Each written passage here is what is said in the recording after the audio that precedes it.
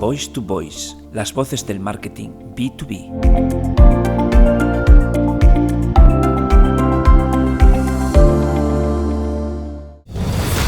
Uno de los impulsos que nos define como especie es la búsqueda de caminos menos penosos para realizar tareas necesarias.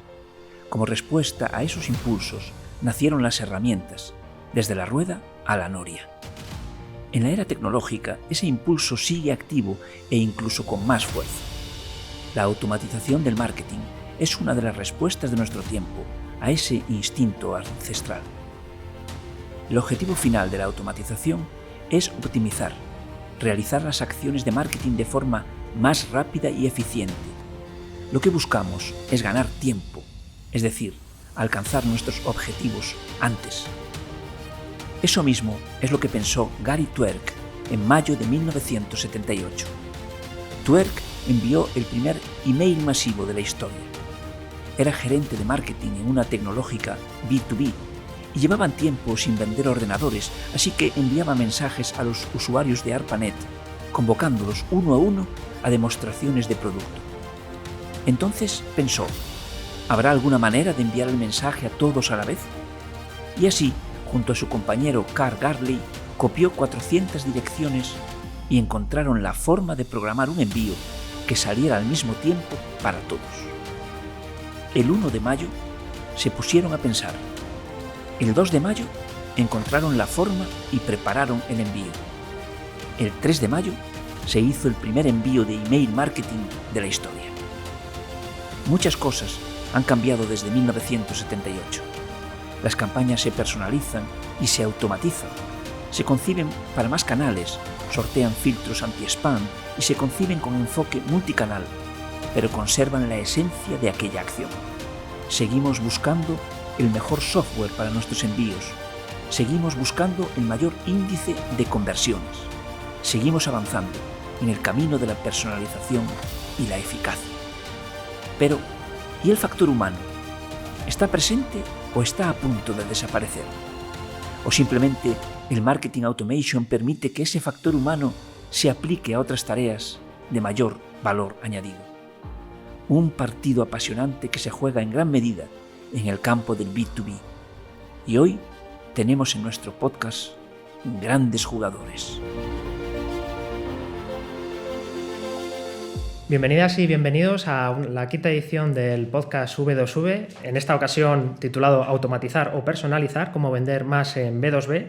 Y hoy contamos con dos grandes profesionales del marketing y la comunicación. Contamos con Silvia Glass, directora de marketing en NTT Data para la región EMEA y LATAM, y con David Suárez, director de marketing para la región europea de Hitachi. Muchas gracias a los dos por acudir.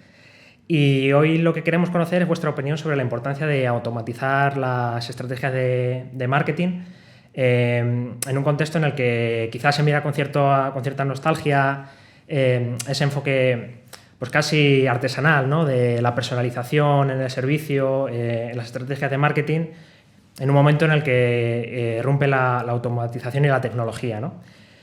Y para eso estamos aquí. Entonces, bueno, vamos a empezar con la primera pregunta. Y en tu caso, Silvia, el marketing de automatización en B2B, ¿tenemos que implementarlo siempre o no? Y en caso contrario, ¿qué factores hay que tener en cuenta, ¿no?, para decidirse si apostar por él o no? Bueno, yo creo que la automatización está aquí para quedarse y que realmente tiene que ser vista como parte de una estrategia de transformación dentro de las organizaciones. Y eso implica, pues justamente, centrarse en el talento humano. Para poder automatizar bien, el talento humano tiene que especializarse mucho más en conocer al cliente, conocer ese recorrido que el cliente va a hacer en su proceso de tomar una decisión de adquirir un producto o un servicio, y tiene que, de cierta manera también, conocer el ciclo comercial muy bien de la compañía. Tiene que haber una alineación entre ventas y marketing como nunca antes ha sido necesaria. Muy bien. Y bueno, David, ¿tú cómo lo ves en el caso de Hitachi? Pues un categórico sí o no me es difícil darlo. Desde luego estamos en el camino para que tarde o temprano llegue a la inmensa mayoría de las empresas, pero yo creo que lo determinante es el factor de madurez de la empresa y de la madurez también del canal que hay detrás de la empresa. Tanto el cliente como los clientes que tenemos intermedios. Muchas veces hablamos del B2B como un fin de ciclo, pero nosotros jugamos mucho más al B2B, to B, to C. Y claro, tienes que trabajar todo eso y todo tiene que estar alineado. Este proceso de valoración de la madurez empieza primero con uno mismo.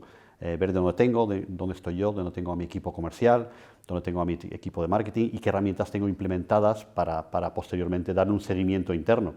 Si no tengo un CRM interno y voy a automatizar, dar luego los contactos o los prospects en un Excel, en un email, pues algo habremos hecho mal. Por lo tanto, tienes que mirar todo el proceso antes de tomar cualquier determinación. Uh-huh.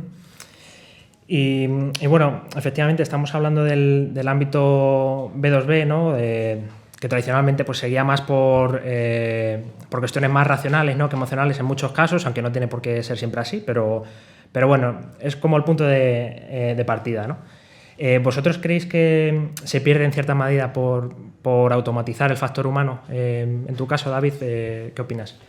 Yo creo que no. De hecho, el valor añadido que encontramos en el factor humano siempre es el encontrar el mensaje adecuado, el contenido, el construir ese contenido adecuado a mi cliente y todas las segmentaciones de clientes que tengo. Eso no te lo sabe decir una máquina normalmente, sobre todo en clientes complejos, donde cada uno está en un momento, en una fase de un proceso de compra y busca productos diferentes. Si tuviese un solo producto, pues todo esto sería más fácil.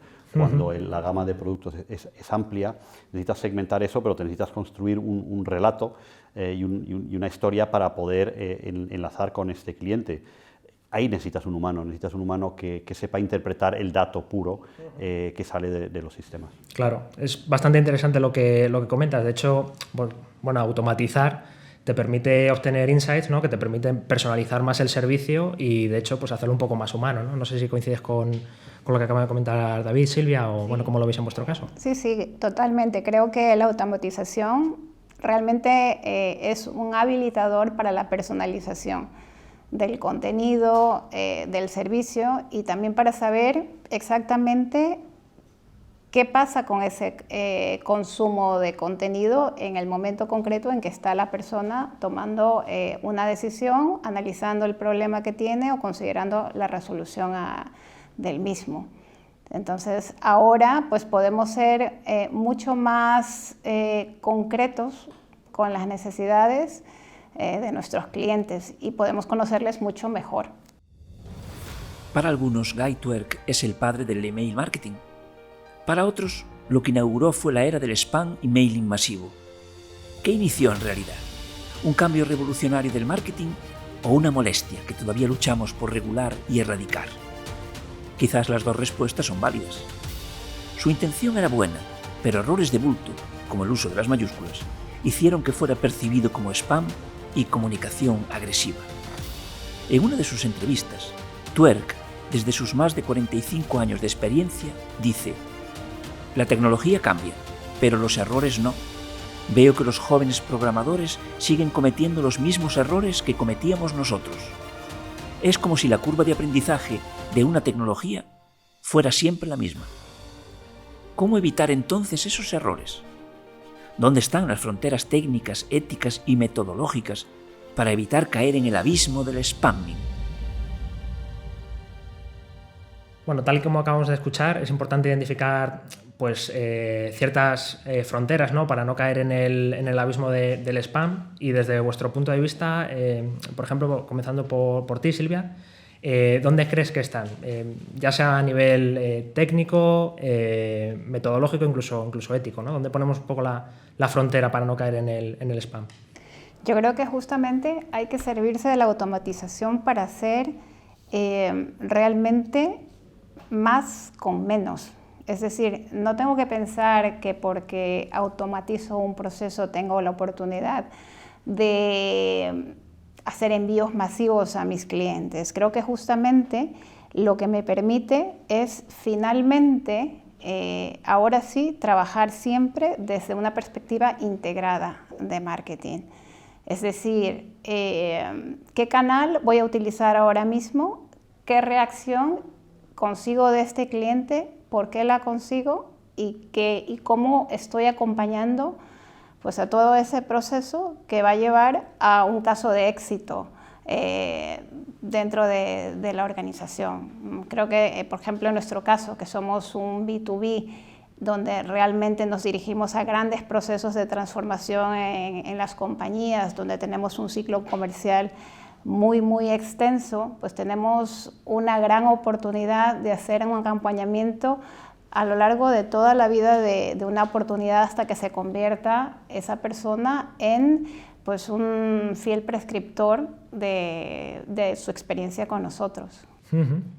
Muy interesante. Y además me ha traído un poco a la mente lo que comentabas antes, ¿no, David? De la personalización. Yo, bueno, pues, opino que puede ser incluso esta personalización una vía y la automatización para precisamente no caer en estas malas prácticas, ¿no? Pero bueno, no sé cómo lo ves en tu caso. Enlaza perfectamente y para mí vuelvo a remitir un poco al contenido relevante. Si tienes algo relevante para tu llámalo oyente, lector, lo que sea, dependiendo del momento en que te dirijas a él, él te va a leer y no te considera spam. Si le estás lanzando el mismo mensaje que no es relevante para él y encima lleva fuera de tiempo y plazo, pues al final te conviertes en spam. Y el riesgo del spam, yo creo, a día de hoy ya no es tanto el que te vean como intrusivo, sino que se dan de baja de tu lista y has perdido un canal con un cliente o prescriptor que te gustaría tener abierto.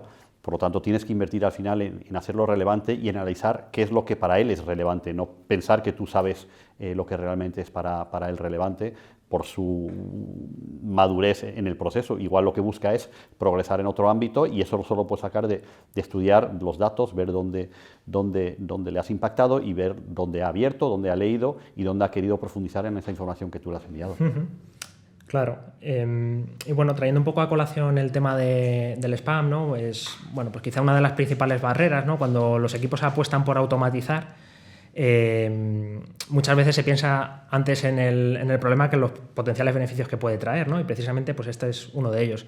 Entonces, no sé si podéis dar un consejo a aquellos equipos que estén un poco pensando si dar el salto a automatizar o no, pues por ejemplo, empezando por ti, David. ¿Qué argumentos le daría para que ante su jefe lo pueda defender, ¿no? ¿Por qué deben apostar por la automatización? El primer punto es escuchar al cliente. Pregúntale a tus clientes y a tus prescriptores qué sería para él interesante ver, recibir y cómo le harías llegar ese contenido. En demasiadas ocasiones nosotros pensamos que sabemos lo que quieren o necesitan nuestros clientes y esto no quita que siempre haya esa improvisación y esa búsqueda de algo novedoso que ni el cliente mismo sabe que lo necesita o lo quiere ver, pero creo que preguntando ya se avanza y de esa manera ya acercas a los equipos de marketing a la parte de ventas, al cliente, al consumidor, que creo que es importante y olvidarse de esa teoría que en demasiadas ocasiones los departamentos de marketing han tenido de no, yo estoy aquí, yo ya sé lo que necesito, pero no he avanzado a preguntarle realmente, a acompañar a un comercial en un momento dado en esa fase y con eso puedes realmente construir tu relato interno y tu argumentación hacia la dirección de la empresa para implementar estas herramientas. En vuestro caso, Silvia, ¿qué argumentos le darías a esos equipos que están un poco indecisos pensando si dar el salto o no? Pues yo siempre aconsejo pensar en la estrategia integral de marketing. Creo que el desafío en las organizaciones siempre está en trabajar desde una perspectiva muy global con el cliente, ¿no? Por ejemplo, la típica y antigua desarticulación entre las diferentes funciones dentro de un departamento de marketing, gracias a la automatización, se ven relativamente resueltas, ¿no? Tener una visión completa de todos esos impactos y puntos de toque hacia un cliente, pues aparte de ser muy interesante para poder determinar una estrategia de, pues a este cliente primero voy a exponerle a través de un canal masivo. Luego la automatización me permite hipersegmentarle y estar muy cerca de él en su red social. Luego, pues a través del email, pues puedo segmentar todavía aún más e intentar que llegue hacia un contenido que por lo que conozco de él, considero de valor. Entonces creo que a las personas que tomamos decisiones en las organizaciones sobre temas de automatización que implican primero personas, luego procesos y luego herramientas, lo que nos interesa verdaderamente es poder conectar tanto internamente y externamente con todo ese ciclo, con el ciclo comercial. Muy bien. Bueno, yo también pienso que una manera de ayudar a estos equipos indecisos, ¿no?, que decíamos antes, es pues ofrecerle también ejemplos prácticos y casos de uso, casos de éxito, ¿no?, que es una manera también de abrir ese melón y ayudarles a decidirse. No sé, David, si podrías compartir con nosotros un caso de uso en el entorno de la automatización. Sí, a ver, aquí al final el ejemplo de que ha funcionado es con los resultados. Los resultados pues los consigues midiendo el ROI de cada una de las acciones y no deberías medirlo a corto plazo, debes medirlo a medio y largo plazo, ya que los procesos B2B en muchas ocasiones son largos y dependen del tipo de producto que vendas, pueden ser extremadamente largos, podemos hablar de años a veces, donde hacer una prueba es mucho más complicado, pero se puede hacer y al final tú tienes que medir partes intermedias del funnel, de dónde estoy, qué resultado he tenido en ello y con ello argumentar. Pruebas que hemos hecho, por ejemplo, pues, en un momento dado, en un mercado en particular donde teníamos un problema en un área geográfica de un mercado, de cómo abrimos a clientes cuando nuestra red comercial no está preparada y van a entrar personas ahí que necesitan eso. Pues lo hemos hecho con automatización, pero también yendo hacia afuera, o sea, trayendo esos clientes desde LinkedIn con estrategias de social selling para aproximarnos a ellos primero y a partir de ahí empezar a construir el relato con ellos. Y muchas pruebas con A/B testing, donde, oye, pruebo una cosa, funciona, esto me da este resultado, busco un mercado equivalente, intento hacer esa misma prueba y ves que de repente eso mismo no funciona. Tienes que analizar el por qué. Hasta ahora, los casos que hemos tenido en ellos han funcionado, pero casi como decía al principio, depende de la madurez del mercado, pero también la madurez interna. Y a veces las cosas fallan porque internamente no estamos preparados, no hemos seguido esa transformación, no hemos formado a la gente y hecho un seguimiento posterior. Yo creo que eso es muy importante. Tenemos que cambiar a nuestro cliente interno desde marketing antes que intentar cambiar o aproximarnos al cliente externo. Hace años se conseguían listas de potenciales clientes, lo llamábamos prospects, se le dejaban al comercial en la mesa o en un Excel donde tenía 200 personas que llamar, llamaba a 3, ni le cogían el teléfono, las siguientes 5 me decías, pero ¿qué me estás contando? Que yo pasaba por aquí. Algo tan literal como eso, y las otras 100 se abandonaban en el acto. Hay que seguir, hay que cualificar, hay que tener el Marketing Qualified Lead, llevarlo al Sales Qualified Lead antes de pasárselo a un comercial, cuyo tiempo es muy valioso y además él considera todavía que es más valioso, porque trabaja por objetivos en la mayoría de los casos y no está ahí para hacer simplemente llamadas. Esa parte también la tienes que externalizar de ese canal a veces para poder ofrecerle algo que para él sea trabajable. Si haces eso, consigues el éxito y además consigues ganárselos, porque en el momento que empiezan a recibir un cliente que eso ha funcionado, él lo va a vender, lo tienes que hacer con pruebas, con pilotos y va luego venderlo al resto de la empresa. Para mí esa es la aproximación a la hora de implementar estas herramientas y no hacer un rollout en toda la empresa a la vez porque no tienes capacidad, vas a fallar y la parte formativa es tremendamente importante. Vamos, coincido totalmente contigo. Creo que has dado un poco en el clavo con una de las patas que se suelen quedar más descubiertas, ¿no? Es que al final la formación interna de los equipos y conseguir una cultura del dato a la hora de automatizar, ¿no? Pues es clave para llevar a caso los casos de uso a casos de éxito, ¿no? No sé, Silvia, si tú tienes algún ejemplo reciente, algún caso de uso que quisieras compartir o alguna reflexión sobre lo que ha dicho David. Bueno, estoy realmente de acuerdo con lo que él ha comentado, ¿no? Que pues existe justamente factores humanos que hacen que un caso sea exitoso o no. A mí me gusta pensar mucho, por ejemplo, en el marketing que uno hace basado en cuentas, ¿no? En el account-based marketing, que es clásicamente viene de modelos pues de de programas premium dentro de una misma cuenta, donde no se solía hacer acciones que pues pueden ser vistas como un poco masivas, ¿no? Entonces, gracias a la automatización y a la inteligencia que hay a través también de contenido que puedes ser promocionado, pues puedes llegar a ciertos equipos de influencia en el proceso de compra, no solamente a los contactos, y llega a ser visto en áreas donde antes pues no te veían, ¿no?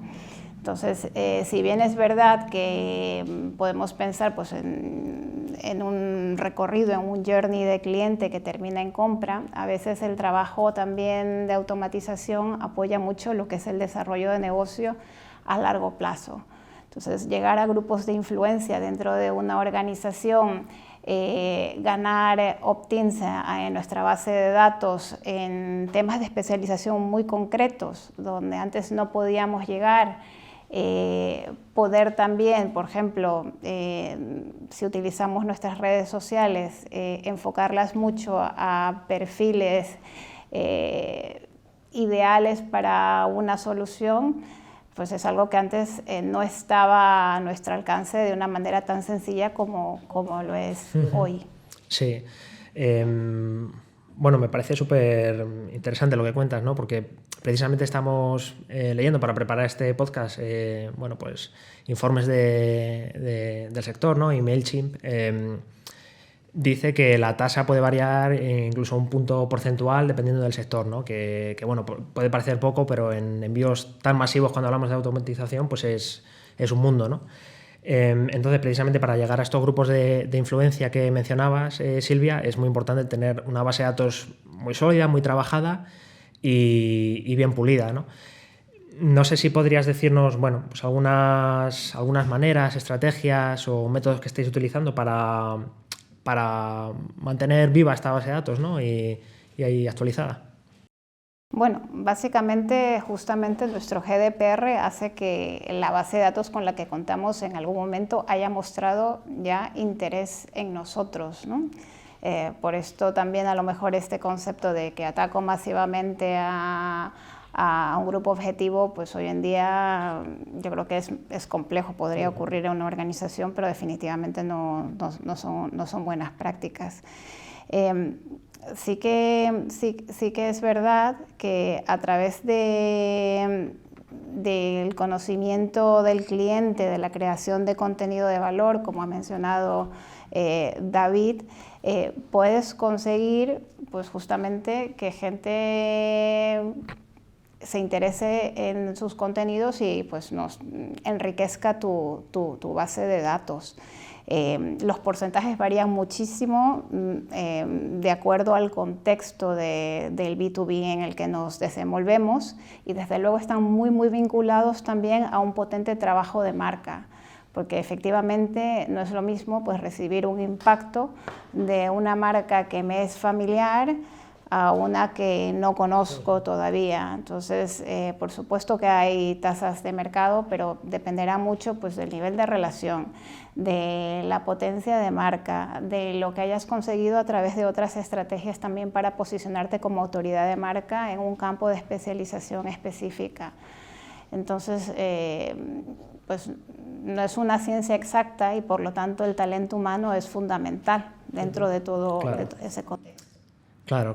Además, bueno, como bien dices, creo que pues toda la regulación que ha venido en los últimos años pues ha ayudado un poco a sentar unas bases, ¿no? Y crear unas buenas prácticas. No sé si lo ves así, David, o si coincides absolutamente con Silvia. Y enlazando con algo que dijo Silvia antes, donde buscas la parte integrada del marketing, aproximaciones que hemos hecho nosotros es precisamente no buscar esa base de datos, sino impactar a un cliente con un mensaje que le es relevante. LinkedIn te lo permite muy bien porque te permite hacer muchos filtros y en ese aspecto ahora mismo es probablemente el canal más avanzado para B2B, porque puedo buscar un perfil particular donde le voy lanzando un mensaje sin que él sea del todo consciente que le estoy buscando a él.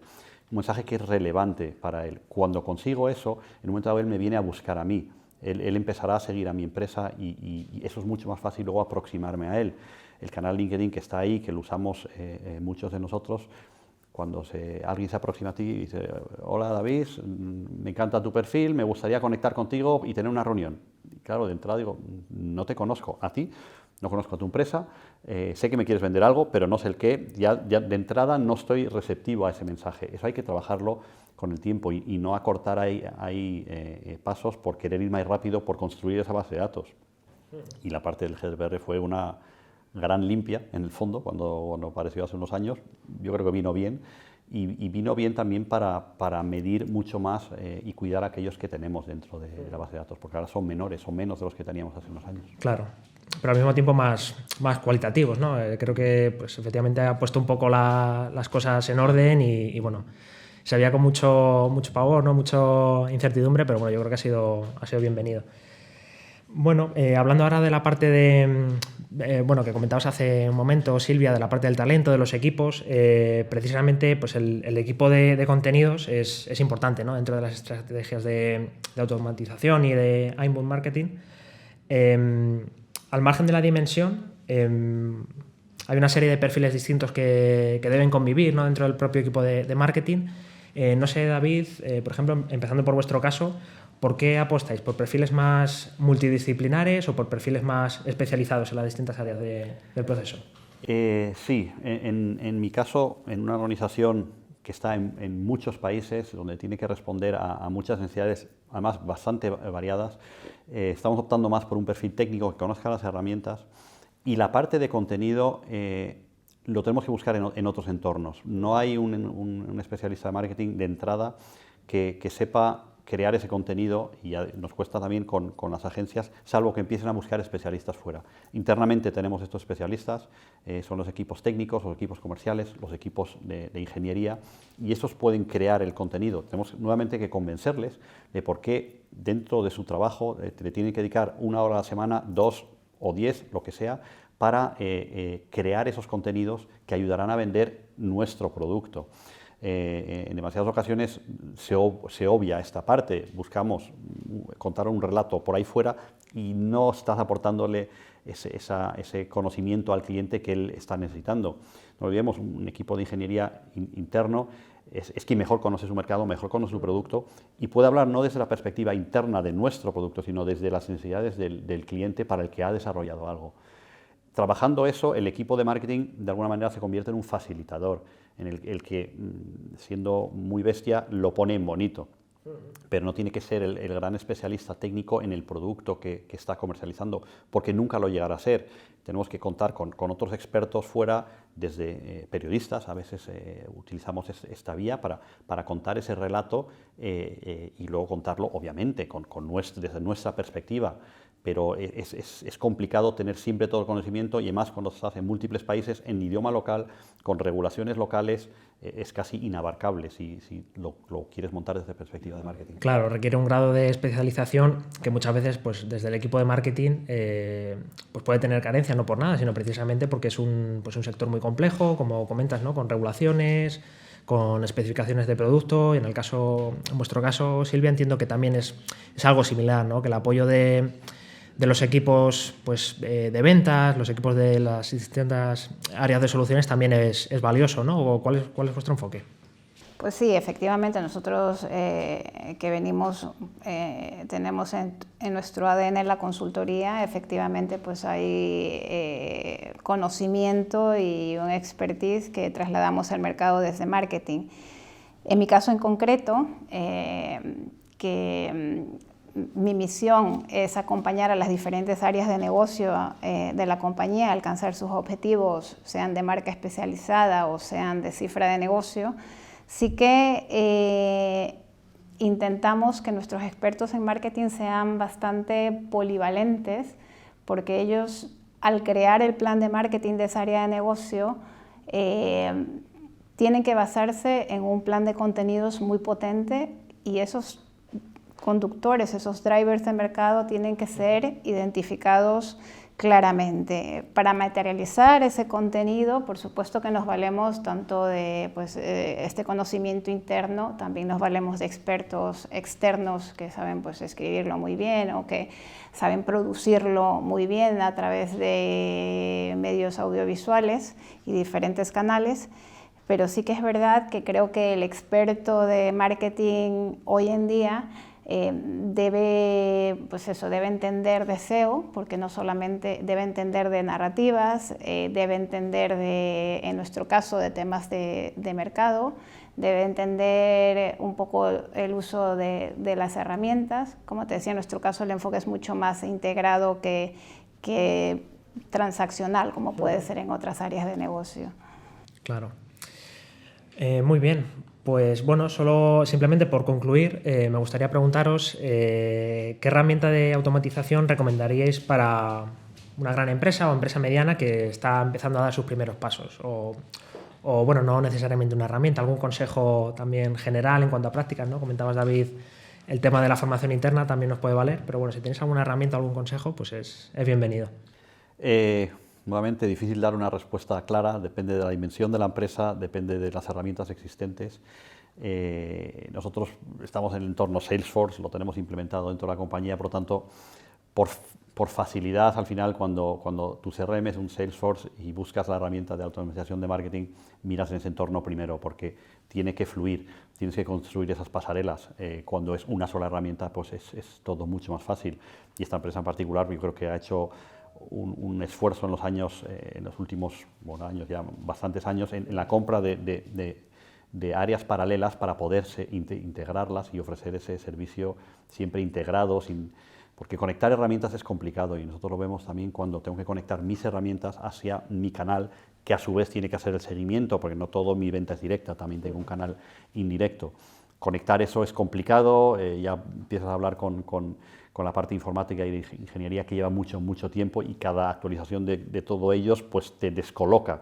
Por lo tanto, busca la simplicidad, es mi recomendación, mira lo que tienes y paso a paso, no quieras abarcar demasiado el primer día porque llegarás a un punto que es inabarcable el proyecto y los presupuestos asociados. Claro, en el contexto que estamos de transformación digital, sobre todo en el caso de las grandes empresas, ¿no? El contar con multitud de proveedores para una serie de procesos dentro de un mismo área, pues efectivamente puede ser un elemento de complejidad que eche un poco para atrás, ¿no? Y bueno, Silvia, en vuestro caso, ¿qué consejo en cuanto a herramientas, prácticas le darías? Pues la verdad es que a nivel de herramientas no puedo mencionar ninguna porque nuestro negocio justamente es transformar a las compañías donde también hay integración de diferentes herramientas y nosotros somos partner preferentes de muchas de ellas, de las líderes en el mercado. Lo que yo recomendaría a una empresa, tomando también el consejo de David, es partir de la simplicidad, escoger una herramienta que tenga facilidad de uso y sobre todo que permita a los equipos de marketing tener una visión más holística de sus campañas. No pensaría tanto en quiero resolver este problema concreto del email y ya luego iré viendo cómo adapto el resto, sino pensar pues qué es lo que quiero conseguir, a dónde quisiera estar el siguiente año con mis programas de marketing y qué es lo que tengo que hacer para que mi equipo llegue ahí. Eso definitivamente pasa por formación, pero también por una transformación cultural de la empresa. A veces las empresas no están preparadas para el número de impactos que hoy en día todos estamos acostumbrados a recibir, ¿no? Muchas veces a través de utilización de herramientas de automatización y pues, como comentaba David, a veces pues no percibes ni siquiera esos impactos porque la inteligencia que hay por detrás de una red social o de un sistema te permite hacer cosas realmente maravillosas. Así es, y bueno, muy importante eso que comentas, ¿no? De, bueno, primero nos planteamos el objetivo y ya veremos cómo llegamos allí, ¿no? El cómo y las herramientas, pues bueno, ya vendrá, ¿no? Pero mientras tengamos un punto de partida claro y dónde queremos llegar, lo demás vendrá solo. Bueno, pues nada, muchísimas gracias a los dos. Ha sido un placer conocer vuestra perspectiva y que creo que ha sido enriquecedora. Y nos vemos en el siguiente podcast. Muchísimas gracias. Muchísimas gracias Muchas a ti, gracias. muchas gracias.